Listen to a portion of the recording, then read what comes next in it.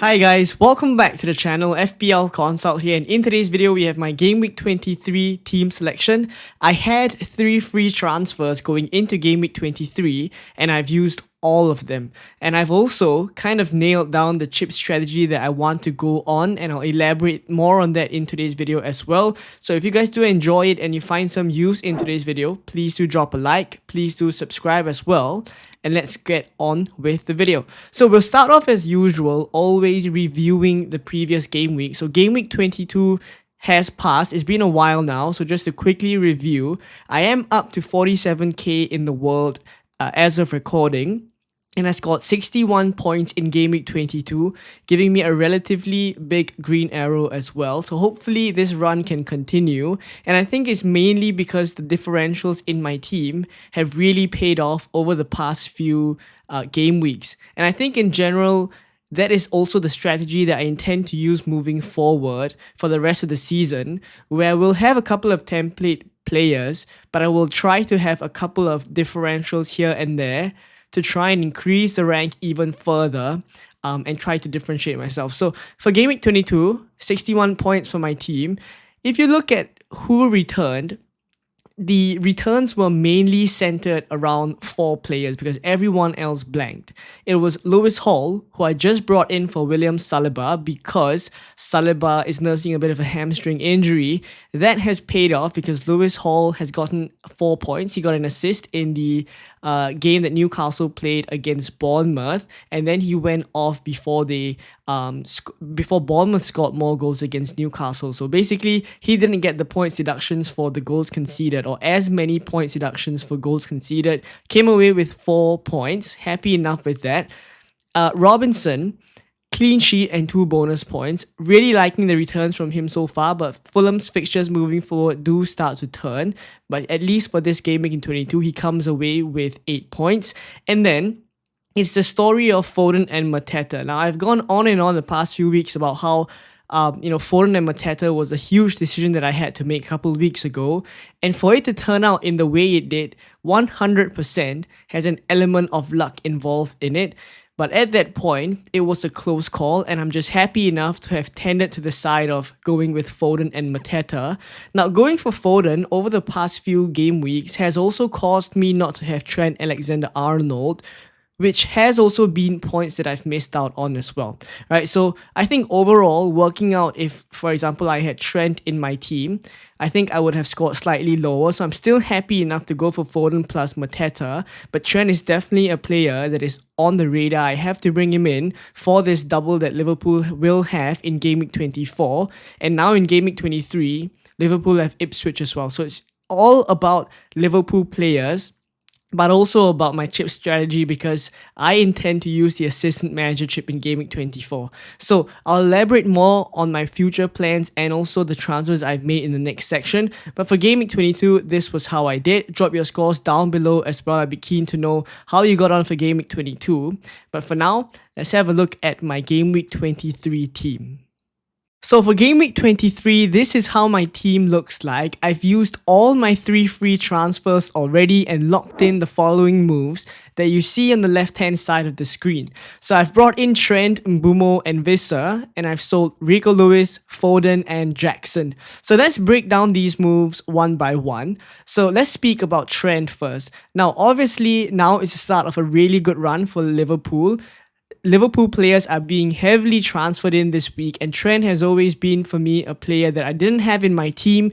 I wasn't certain over the past few weeks whether I needed to bring him in or not. That has caused me to miss out on a couple of points, but now does seem to be the right time to bring him in because they start to go on a very good fixture run. His minutes are also looking more and more secure, so I have to prioritize bringing Trent in, mainly also for the double in 24 in mind. So Trent comes in for Rico Lewis. Now, at that point when I was making the transfer, there were 2 defenders I could sell, Rico Lewis or Anthony Robinson. Now, Anthony Robinson, I've decided to keep him, even though he's a little bit more expensive, but it's mainly because, firstly, he's starting and Rico Lewis isn't, but also secondly, that in Game Week 25, there is a small chance that Robinson could double if the Tottenham and Fulham fixture gets moved to game week 25.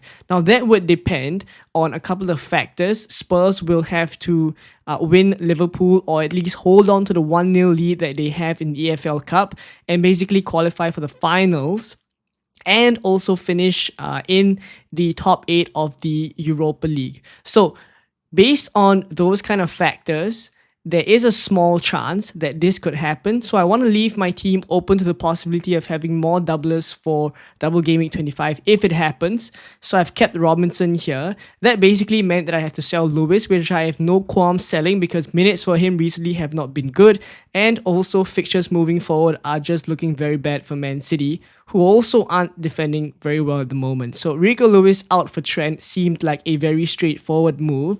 So I definitely had to look for funds to make this Rico Lewis to Trent move, and that came from the second and third transfers that I've made. So talking about the second transfer, Foden to Brian Mbeumo. So selling Phil Foden right now, I know turns a couple of hits, but I'm of the opinion that the fixtures moving forward for Foden are really, really bad from an attacking standpoint. The defenses that they'll be playing over the next few game weeks are one of the best few in the league. They'll be playing teams like Arsenal, like Newcastle. I do think, and Nottingham Forest as well. I do think like the attacking returns for Foden are likely going to drop moving forward. One of the main reasons I brought Foden in at the point that I did was because the fixtures looked really good. But for that same reason, I'm removing him now because fixtures moving forward are bad. So despite him being in good form and heavily transferred in right now, I'm happy enough to use him as someone that I downgrade to fund that Lewis to Trent move that we spoke about just now. So in terms of Foden replacements, there's really two: Brian Mbeumo and Anthony Gordon. Now, at this point in Game Week 23, Anthony Gordon is the one that has the best fixture. It's Southampton away. Mbeumo has Crystal Palace away, which is definitely more tricky than Southampton away for Newcastle. But that said, the reason why I've chosen to go for Mbeumo ahead of Gordon is, firstly, when I look at Gordon, he's a player that has tricky fixtures after the Southampton game, and also there's a very high potential that they would blank in game week 29 because they're holding on to a 2-0 lead against Arsenal in the EFL Cup. So they are odds on to win that tie and basically progress to the final, causing them to blank. So I don't want to be bringing in a player that is going to blank in game week 29 because as it stands, I already have a couple of players that will likely be blanking in game week 29. And the strategy for my team right now is to use free transfers to navigate game week 29. I basically intend to dead end my team into 29 and then wildcard in game week 30 to get out of it. So based on that strategy, I have to bring someone in with a good long-term fixtures, secure for minutes, and also plays in game week 29, and that player is Brian Mbeumo. So I'm happy enough to have him. And the last transfer here was to sell Nicholas Jackson for Yohan Wissa. Now you see that I have 1.6 million in the bank, so I actually could have done Jackson to Gakpo and still have at least 0.2 to 0.3 left in the bank. But the reason why I've gone for Yohan Wissa is pretty much I'm kind of committing to the assistant manager in game week 24, and that would mean I have to leave a Liverpool slot open, and that's why I couldn't go for Gakpo and I've gone for Wissa instead. I was really only considering these two players, and it largely also came down to whether I wanted to play the assistant manager chip or not.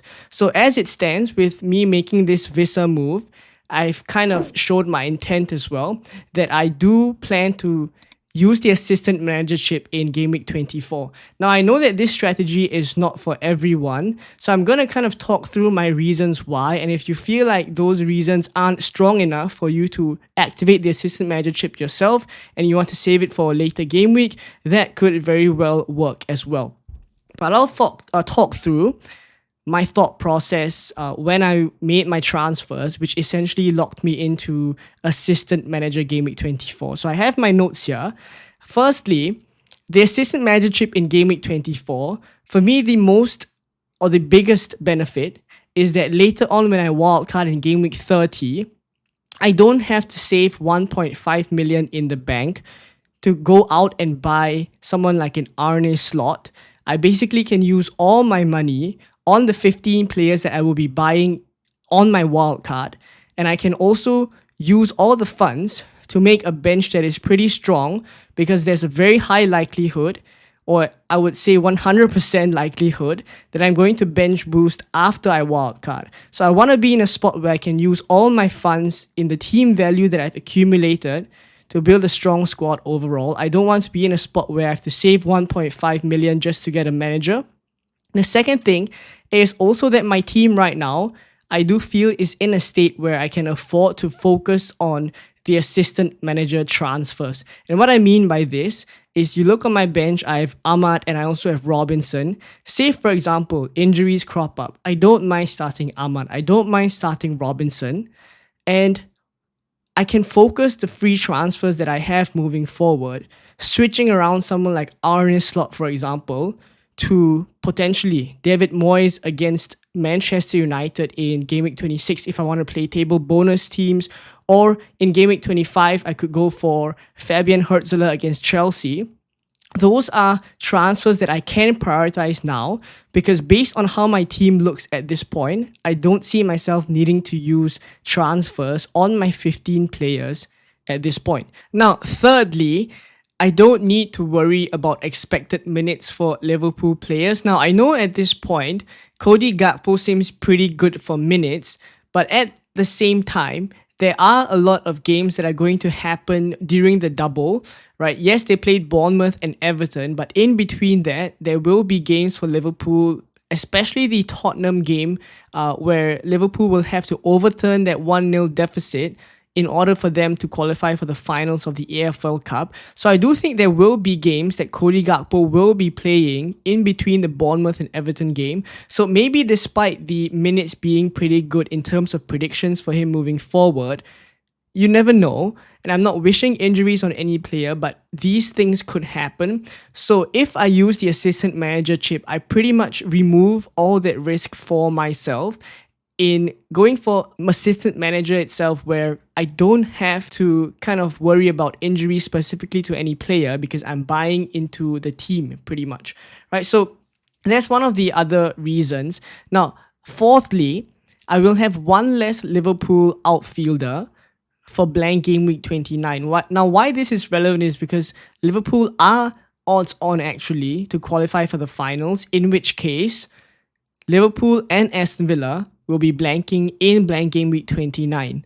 So going by that logic, if I do bring Cody Gakpo in, I would essentially be buying a player now that is going to blank in game week 29. And if I do intend to go with a strategy, as I mentioned just now, to dead end into game week 29 and wildcard in game week 30, it essentially means that I have to spend an additional transfer to transfer Cody Gakpo out for a player that actually has a fixture in game week 29. So it's a bit of future planning as well, where I do think like Cody Gakpo will be a player that I will be transferring out after the double. So maybe I don't go for him.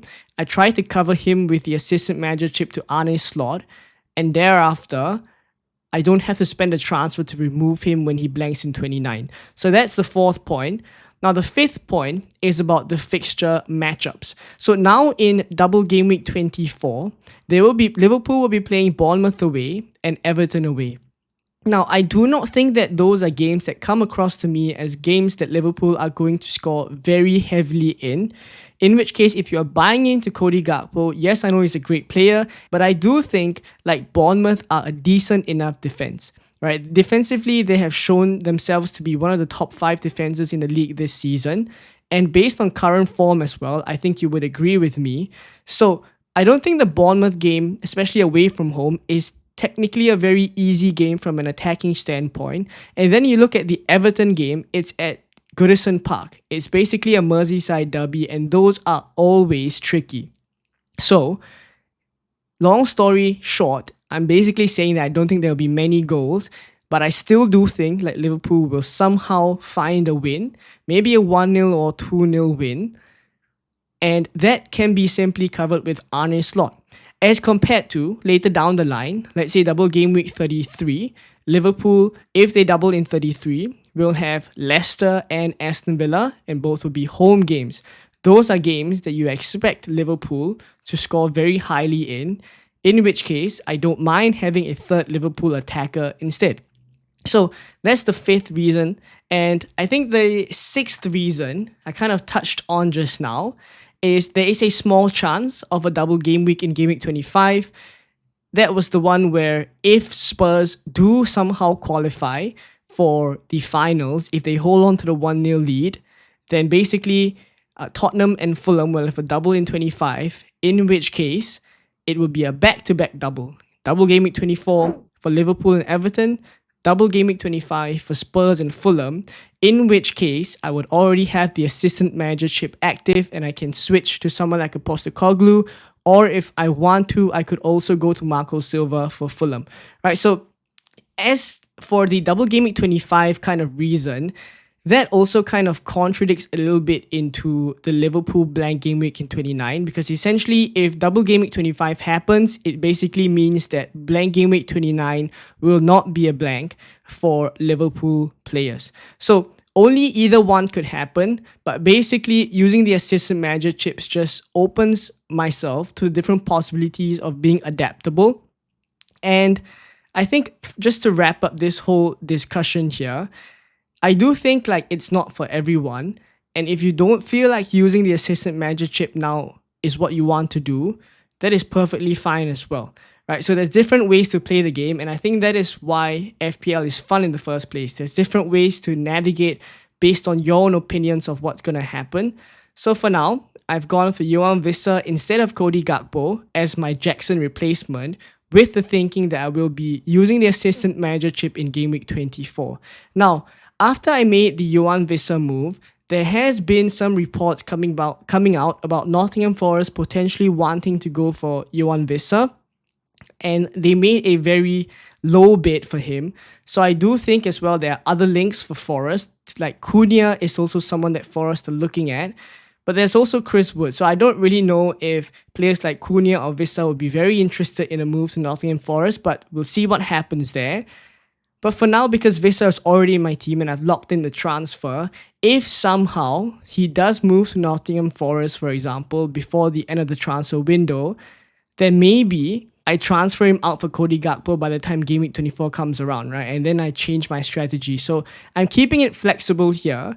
But obviously, if nothing really happens in the transfer space in terms of Yohan Wissa, then I'm happy enough to stick with my original plan and just use the assistant manager chip in game week 24. So for now, this again is how the team looks like.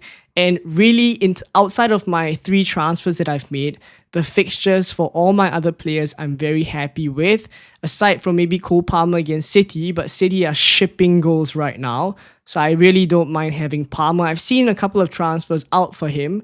I don't think that's the right move. I'd still be keeping Cole Palmer too, right? And then my bench has a decent enough depth in Ahmad and Robinson as my backup outfielders if I do need them. And then Flecken and Verbruggen are still rotating keepers that I intend to keep in my team for all the way until I wildcard. So that is my Game Week 23 team, and also a bit on my chip strategy and how it has influenced my transfers this week. Let me know what you think in the comments down below.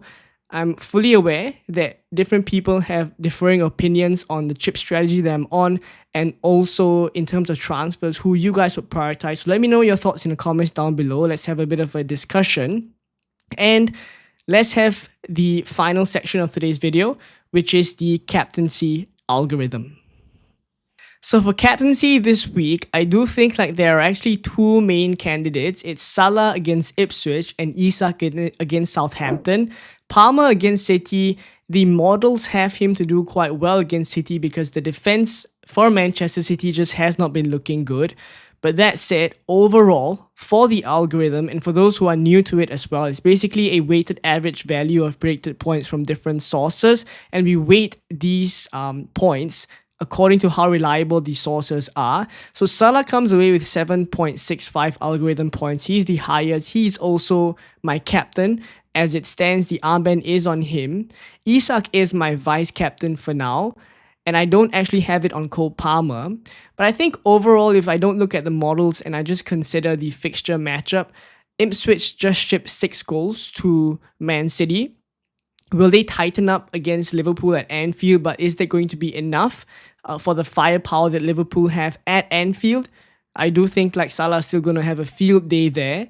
And then Isak, yes, Newcastle just had a thumping by Bournemouth, but they're playing Southampton, who have equally been shipping so many goals as well.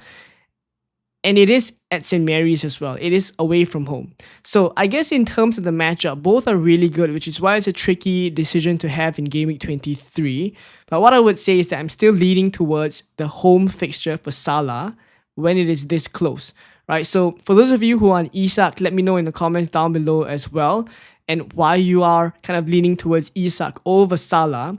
For now, for myself, it's on Salah and then vice captain Isak. In terms of success rate for the algorithm this season, 15 out of 22. So in terms of blanks for the captains, 7 blanks so far.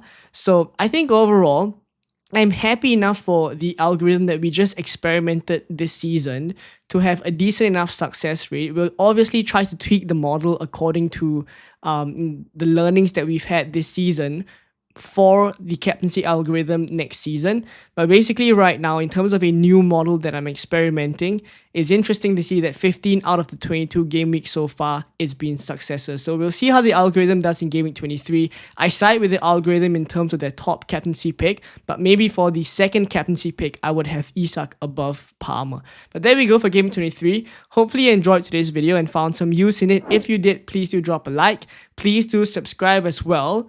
And drop a comment below if you have any further questions for Game Week 23, your own team dilemmas, and I'll see you guys on the deadline stream for Game Week 23, as always, 3 hours before the deadline. Bye-bye.